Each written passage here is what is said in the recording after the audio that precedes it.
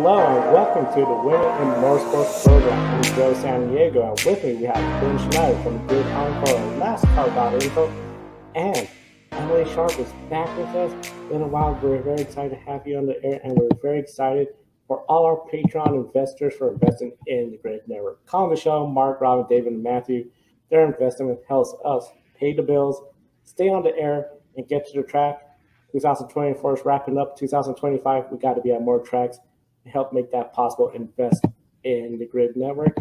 And let's start with a driver that she's been off the track for a while, but 2025, she'll be on the track. She'll be in Portland, we know. And next is going to be there. Of course, I'm talking about Hailie Deegan. The big news, she's joining HMD Motorsports. Going to be full-time in Indy NXT. And, of course, we all know, well documented on this show and just throughout everyone in the NASCAR community, the struggle she had in the Xfinity Series this year with AM Racing, that number 15 Ford. She didn't do the street course at Chicago. She did the one road course at Portland. We were there for that, Ben and I. Did Sonoma as well. We was there for that too. Sonoma as well too.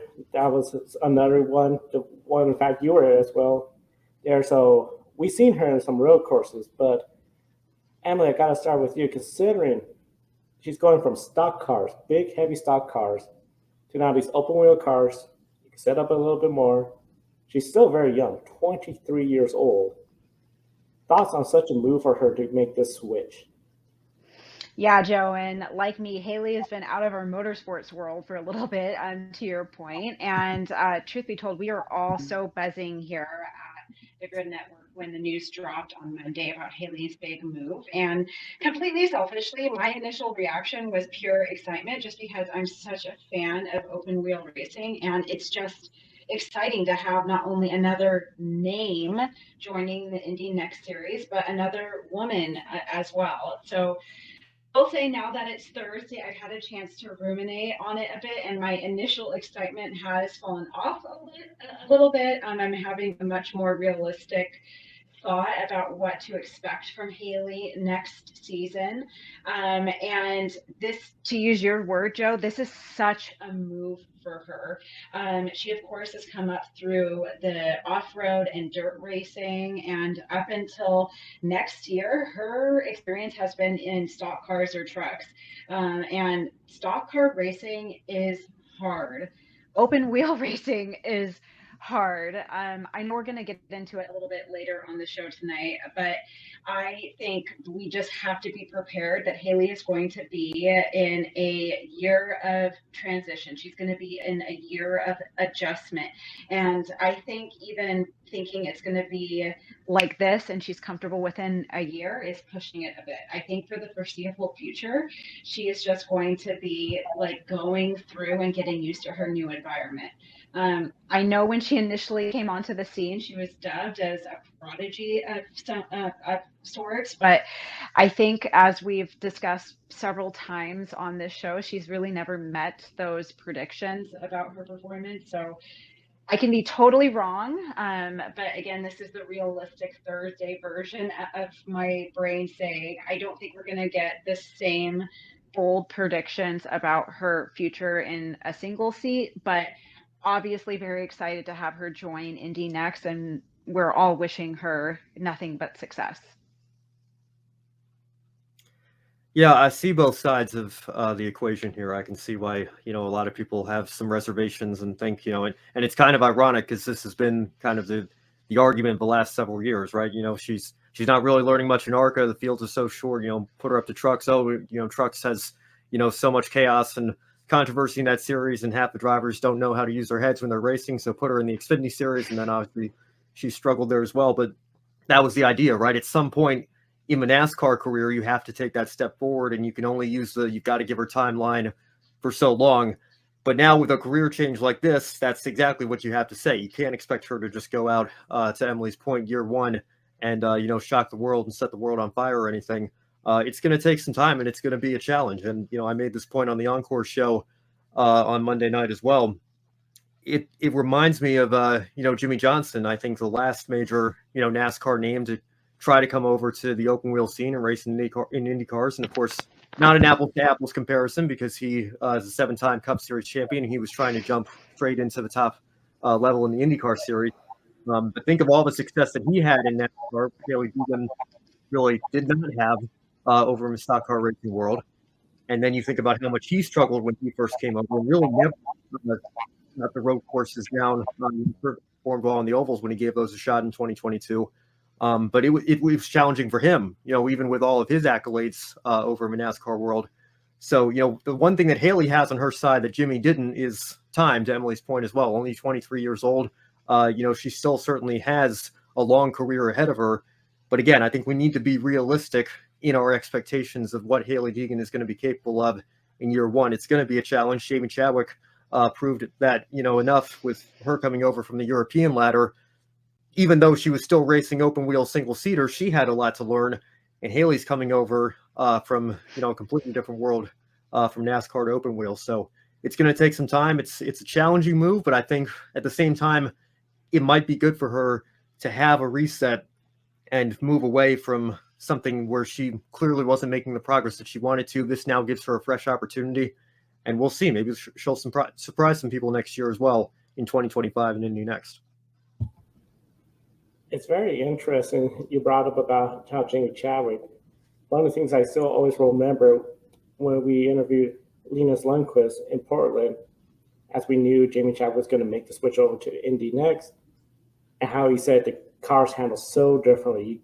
The car has so much power compared to Formula Regional. Of course, we know Hailie Deegan's going to be doing an open wheel race over at Circuits of America in a Formula Regional car. Good experience, but I feel like, okay, that's going to be very different where you're going to get in Indy NXT.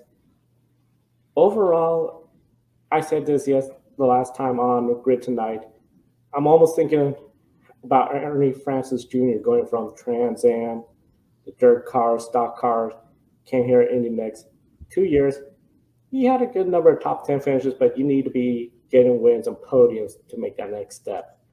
It'll be really interesting to see how Hailie Deegan will do and how she'll handle each race. But 4 races I'm looking at, those are the oval races. You have Iowa Speedway, Gateway, Worldwide Technology, the Milwaukee Mile, and of course, Nashville. She has plenty of experience on ovals, granted, stock car, truck series. Ben, you cover the truck series and ARCA Xfinity on Grid Encore quite a bit. Do you think she could potentially be a winning contender just because of her experience of racing in these oval events? I think she might do better on the ovals than the road courses, but I don't see her winning a race in 2025. I think there's a lot of talent in the Indy NXT field, and I think that to say that she's going to be a winning contender, I think is falling into the trap of what we were just talking about on the last question.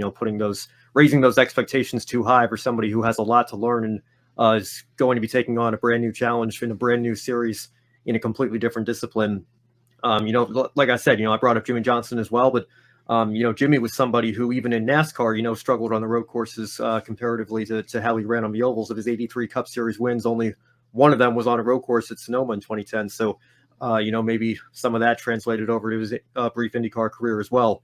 And actually, when you look at Hailie Deegan's career, she actually had some pretty strong runs on road courses from time to time. She won a pole in the K&N West race at Sonoma, I believe, in 2019, and that was a race that had several Cup regulars in that field.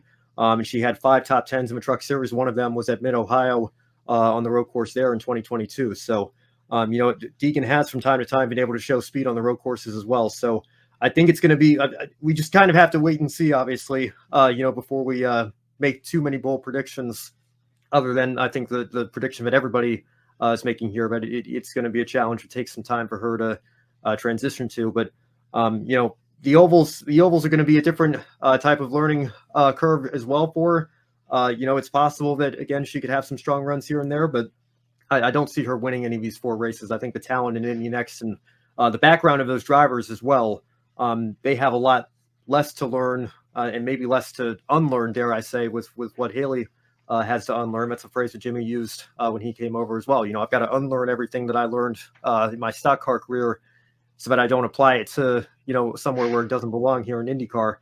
That's going to be the case for Hailie Deegan as well, even on the ovals, because, those cars drive so radically differently. So winning contender, I don't think so. She might be a threat for some top 10s, maybe even a top 5 later in the year.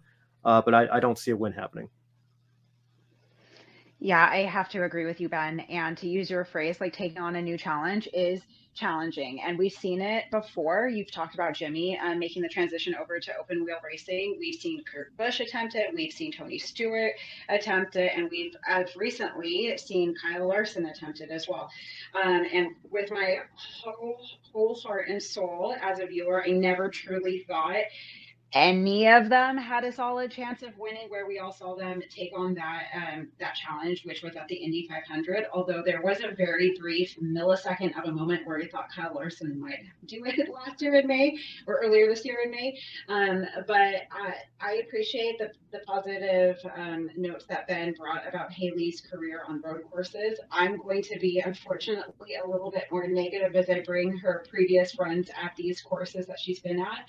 Her best finish at Iowa was 12th in 2019, 7th at Gateway in 2021, 22nd in Milwaukee just last year, and 21st in Nashville in 2021. So I agree with Ben. I don't know if we're going to have a winning contender in Hailie next year. I do think, just with any driver, if you've been to a track before, you do carry some advantage of knowing a little bit more what to expect, but she is in a whole new type of vehicle, so I don't know how much of an advantage that's going to carry over for her next year.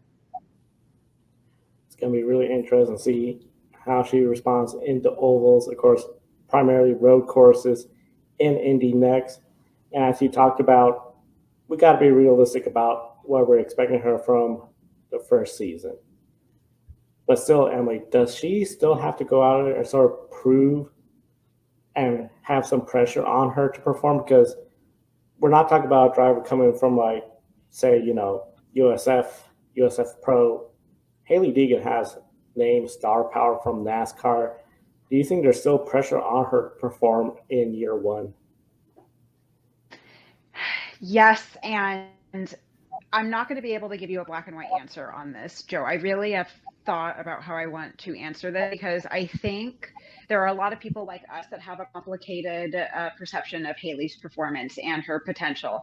I do think, to use Ben's point earlier, this is a reset for her, and that she can take control of her narrative. She's not chasing that potential that everyone pegged for her of being this next big stock car prodigy, the next Dale Earnhardt Jr., which was a very bold prediction, and always chasing those expectations and never quite being able to live up to it. She's had very mixed results the past few seasons that she's been in the NASCAR circuit, and it's challenging. It's challenging to overcome when people are giving these very bold predictions about you, and you're just trying to go out there and learn new series every 2 years. So this is completely starting the playing field over for her. It's a complete reset, but she is a big name. I mean, all of us in the motorsports community were buzzing with this news. So despite this being a big opportunity for her to reset and take control of her narrative, I do think that a lot of people are going to be fully aware of the struggles the past 4 seasons she has had. And I think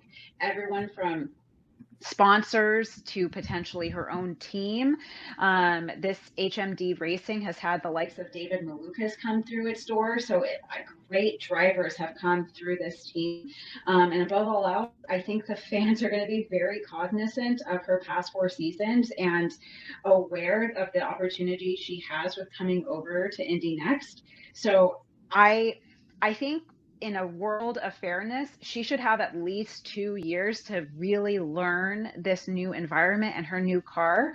But unfortunately, I think she is only going to be given a year at most to show that she has some potential. And again, a name that we've talked about many times on this show, Jamie Chadwick. We don't know what she's doing next year, if she's again driving in the Indy Next Series or not. She is going to unfortunately be compared to her and what she has done the past 2 years in Indy Next. So a lot of pressure on Hailie Deegan. I think maybe she thought she was escaping it by moving to open wheel racing, but unfortunately, I think it will continue to follow her. Yeah, I think that when you look at the situation, like Emily said, obviously, and like I've said, throughout this entire segment, we do have to give her some time, but I think that, at the same time, you would want to see some improvement from the start of a year to the end of the year. That's really what I want to see from Hailie Deegan in 2025. She doesn't have to go out and, be running top 5 or setting fastest laps right away. I think, again, that's an entirely unrealistic prediction and an incredibly inappropriate amount of pressure to put on her. But at the same time, it is a long season. You do have multiple opportunities to, go to different tracks and, try different setups up and, learn new things about how your car's handling and how to, shave off tenths of a second here or there.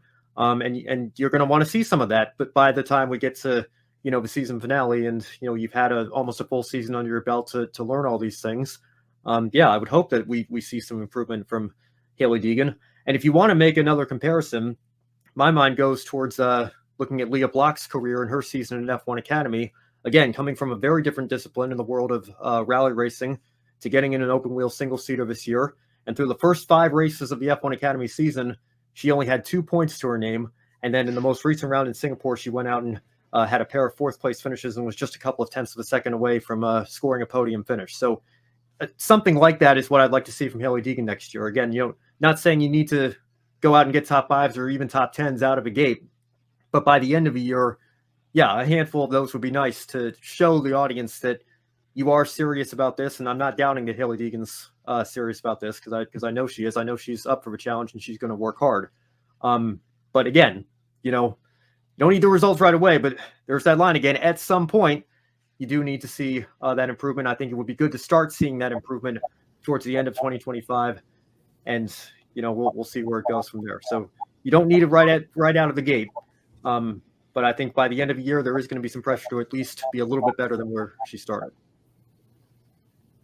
2025 is going to be a big year. We're going to be following Hailie Deegan throughout 2025, and of course, all the female racers in motorsports throughout the year. Right here, be sure to subscribe to us on the Grid Network, and of course, if you subscribe to us already, you probably saw Grid Tonight, the Endurance Performance Index, each and every Wednesday, and Ben.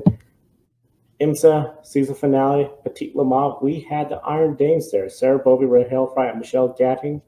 Very familiar in the world of sports car racing, especially in Europe, doing some IMSA races this year. And Petit Le Mans, they got 14th place in class. This is a team where, especially in Europe, we talk about pole setting, getting wins, podiums, 14th place. How would you sum up your race over at Petit Le Mans this past weekend? Yeah, well, I'll give a usual disclaimer here. I'm obviously a much more casual follower of IMSA, but I always try to watch the big races like the 24 Hours of Daytona, 12 Hours of Sebring, and the season finale of Petit Le Mans. So I did get to catch this race. We had a thrilling finish, to it, and thrilling finish to the IMSA season. So that was great to see. Not as great, unfortunately, for the Iron Dames, only 14th in class. I believe when Sarah Bovey was in the car, they had an issue with the diffuser and a brief off period there. So they had to spend some time in the pits replacing that, and that kind of compromised our race from there. So an unfortunate way to end the season. Not much you can really do to rebound from that when you're multiple laps down, despite the fact that it is an endurance race of several hours in length here. But hopefully they can put this disappointment behind them and bounce back and come back even stronger next year. Next year, hopefully we'll be able to see them. Of course, we're going to be seeing them throughout the remainder of the year with WEC, their European Le Mans Challenge. But I got to say, it seems like, and I'm curious to hear your takes on this, because we see them in WEC, they run good. European Le Mans Series, some wins, podiums, poles. IMSA, though, we know IMSA, despite having very common cars, very different than what we're seeing in WEC, the Le Mans Series. Do you think maybe that switch between the two, European sports car racing to IMSA, is bigger than most fans and people discuss in the world of sports car racing? Yeah, again, not an expert analysis here or anything, but I think it's certainly possible if that's the case. And, I guess if you have to make some other comparisons, like what were we just talking about with, Hailie Deegan potentially being compared to Jamie Chadwick next year and the learning curve that she had. You might think open wheel single seater feeder series over in Europe coming to the equivalent of that in Indy NXT in America. There wouldn't be as much learning curve there. Jamie Chadwick proved, I think, that there was. I think that's what makes the Shane Van Gisbergens of the world so phenomenal. What he did at Chicago last year was so incredible because, yeah, you think there's a lot of overlap, and there probably is to a certain extent between, especially now that the new generation of cars in the supercar series compared to what we have here over in America with, NASCAR Cup. But we've seen it. I think SVG kind of came back down to earth this year in the Xfinity Series when it came to the oval tracks. There was certainly a lot to learn over there as well, despite the fact that he's in a similar feeling car to what he's used to over in supercars, and I think that might benefit him even more next year when he moves into NASCAR Cup. But the point being, you can say this Motorsport Series is more similar to this one than that one is, and of course that's always true to an extent.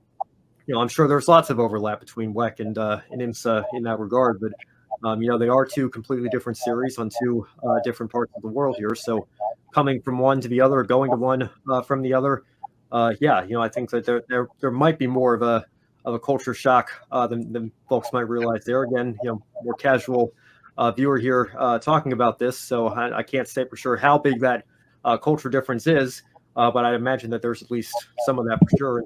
And sometimes, if a driver underestimates that, maybe it is going to catch them by surprise when they move over to whichever one they haven't been racing in. Yeah, it seems like there seems to be some sort of, like you say, maybe something in the culture, race officiating, of course, where you're playing Le Mans, more of the virtual safety cars here, it is safety car, and then full coach caution, the restarts. A little bit more physical. It's just really, I think, we don't hear people talk about it, but I think it's something worth following throughout 2025, especially if we're seeing more crossover with the Hypercar GTP, Le Mans, Rolex 24, and of course, World Endurance Championship, IMSA. They're all part of the Grid Endurance Performance Index, #Grid Endurance. Let's bring Emily back in for our final topic of the show, and this is some news outside of the motorsports world, but still involving Toni Breidinger. Of course, she just wrapped up her full season in the Arc of Menard series. She was attending a Victoria's Secret event in New York City. Now, of course, as most of our followers know, Victoria's Secret is one of many sponsors she has. She also has Raising Cane's Chicken, popular, fast-growing fast food. And these are sponsors you normally don't see in motorsports, especially Victoria's Secret. When that was announced last year, that made big news. But when you look around, especially this year, Catherine Legg, she had ELF this year. Indy 500, the oval races, and ELF had a presence at the track. It wasn't just one in her car. They had an interactive station for female race fans. Formula One Academy, I remember we talked about this when it was announced. American Express, a sponsor we never seen in motorsports, getting involved. That was Formula One, but with F1 Academy sponsoring Jessica Edgar. Charlotte Trimsbury, another sponsor, especially more geared towards female consumers. But then when it comes to outside the motorsport world, I feel like we're not seeing these sponsors highlight the drivers that's carrying their brands on the racetrack.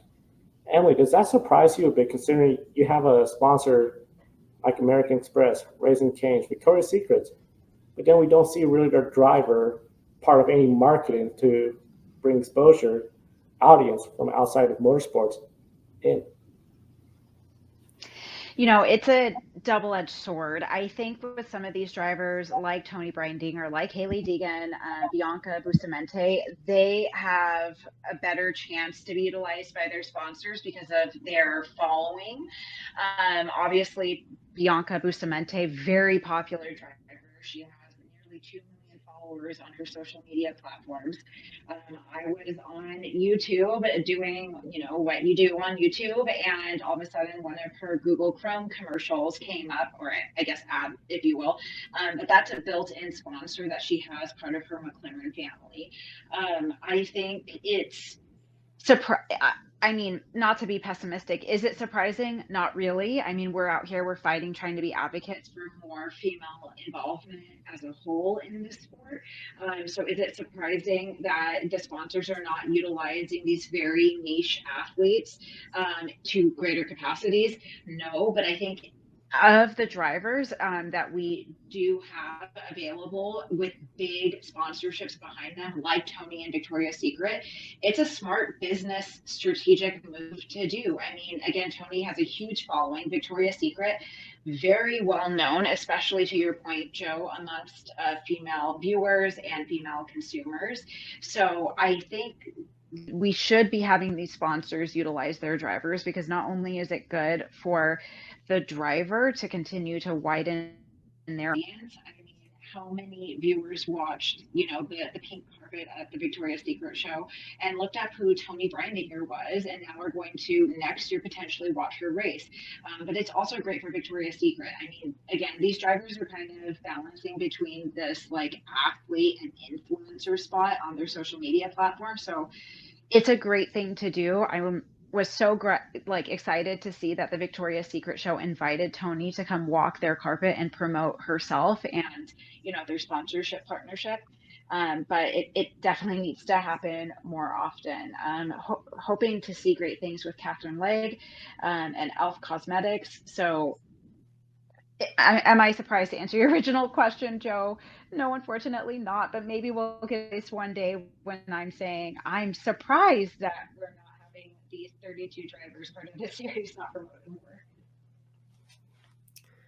Well, I think this is what sets Tony Breininger apart from her peers. And again, I think, again, we have to be honest on this show. I said, in wrapping up her ARCA season, a little bit disappointing. I think she came up a little bit short of, some expectations. Would have been nice to at least see her get a couple of top fives or start, taking that next step towards competing for a win. She did finish 4th in points, which is a solid season. But, what sets Tony Breininger apart and why I think she, hasn't had to worry as much about, sponsorship or opportunities is she has known how to work with her brands and her sponsors to find that activation and to put herself out there. Victoria's Secret is only one example. If you went to any Raising Cane's, the last several months, you saw Tony Breininger stuff everywhere, right? She brought Sunoco on board midway through the ARCA season. She, picked up Celsius as a sponsor last year and has been in all those commercials. She's how many Toyota commercials has she been in the last couple of years when she's been brought back to the Venturini family and everything. And, those are just all the examples off the top of my head. I'm sure I'm missing a couple, but you couple that with how many followers she has on Instagram, like you were mentioning, Emily, as well.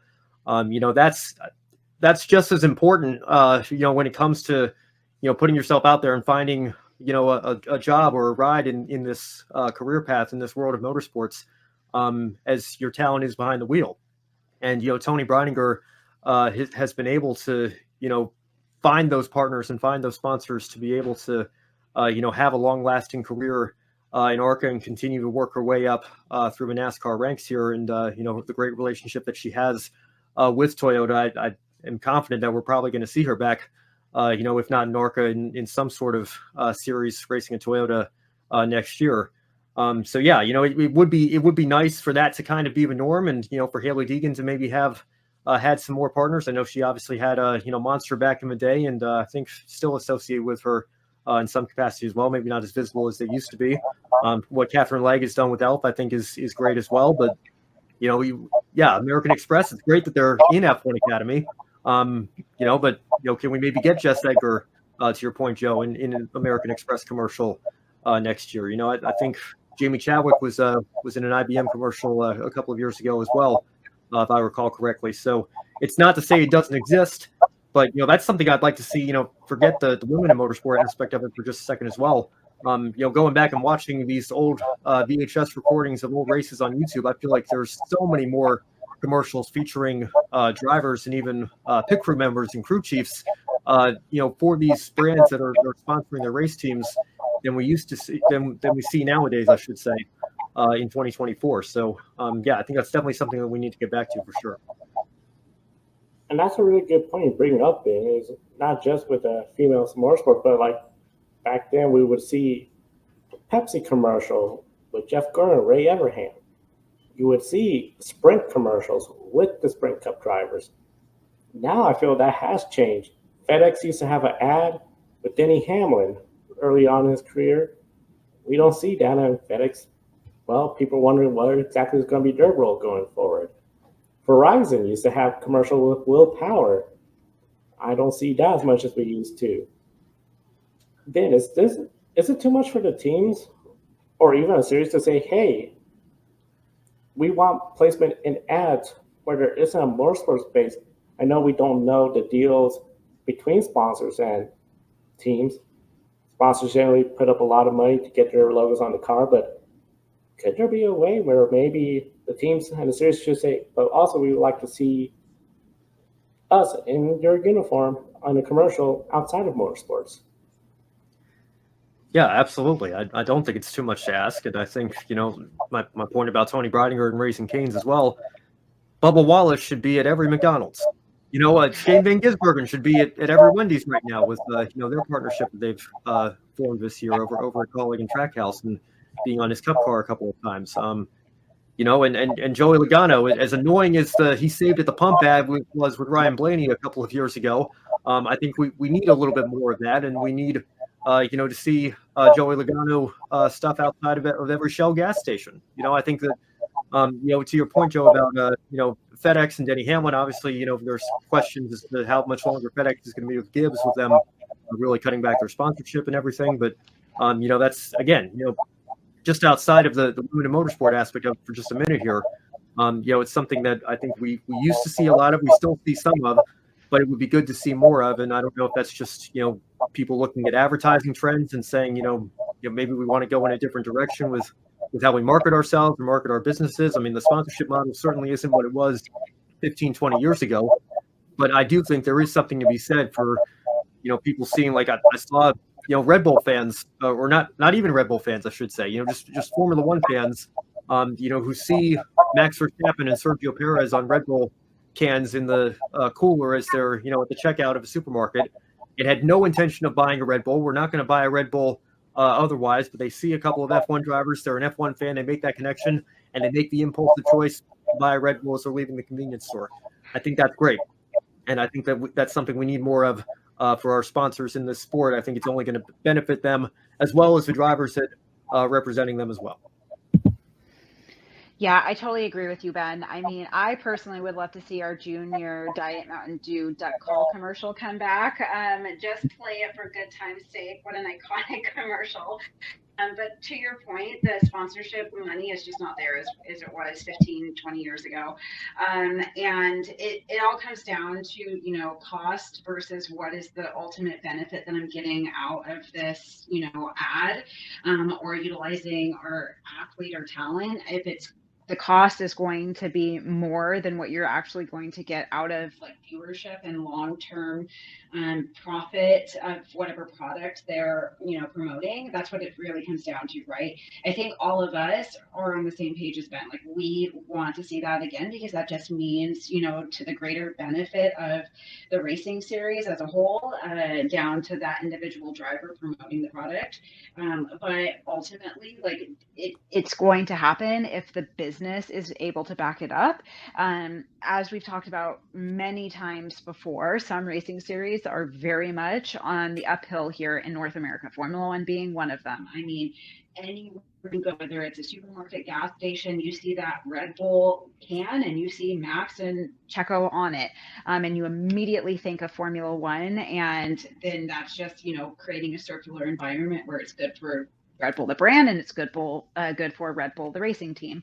I think as a whole, that doesn't exist for every single racing series in North America, and probably why we're not seeing sponsorships push to promote their brands utilizing talent in, ad or commercial capacities. But it is happening, just not on the larger scale that it had once been happening at. Yeah, it'd be great to see some more ads. You're watching something else, not motorsports related, and then, oh, that's that driver. Just always brought me excitement when I saw that occurring. Love to see more, and of course that Dale Jr. Duck call ad, one of the iconic. Encourage everyone in the comments, what is your favorite motorsports commercial ad of all time? We'd love to see what your comments are. And of course, if you love motorsports, subscribe, hit the bell icon. Busy race weekend this weekend for the Grid Network. We got World Rally Championship, we got MotoGP, Formula One Sprint Race, and of course, NASCAR Cup Series playoffs. So be sure to subscribe. Hit the bell icon so you don't miss our pre-race show. Then the wrap-up show on Sunday. Then Ben will be on the air Monday for Grid Encore. Kobe on Grid tonight. And then we'll do it all over again right here with the Women in Motorsports. We're counting down the days till the season comes down to an end. And we encourage you to subscribe so that way not only do you enjoy the rest of 2024 with us, you'll be ready for 2025, which 2025 season is going to start in December with Formula E on the same weekend of Formula One's last race weekend. So don't have to wait too long because then it's January, we got the IMSA, they're back, and we're doing it all over again with Daytona and all the racing. For Ben Schneider and Emily Sharp, I'm Joe Samniego. Thank you for watching today's program. We'll see you next time and enjoy the races.